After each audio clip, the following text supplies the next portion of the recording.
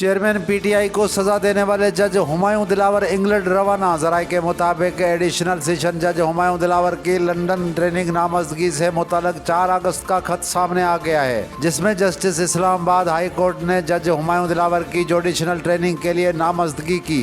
जज हुमायूं दिलावर 13 अगस्त तक लंदन की यूनिवर्सिटी ऑफ हिल में होने वाली ट्रेनिंग में शरीक होंगे।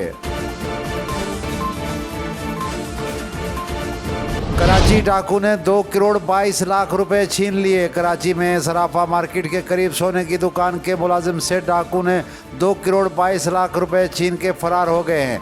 वाक़या सदर के इलाके में पेश आया। वाक़ये की सीसीटीवी फुटेज भी सामने आ गई है।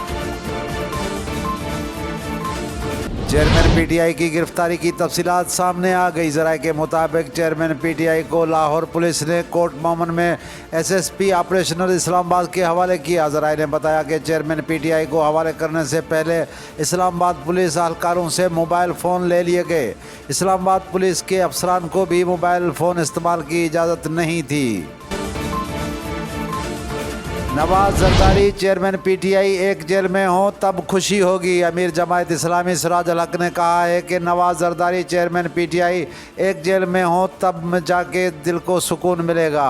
हाफिजाबाद में जलसे से खिताब करते हुए सिराज अल हक ने कहा कि शहबाज नवाज मरदमशुमारी का बहाना करके इलेक्शन मुलतवी कराना चाहते हैं। उनको पता है कि अवाम उन्हें गंदे अंडे मारेंगे।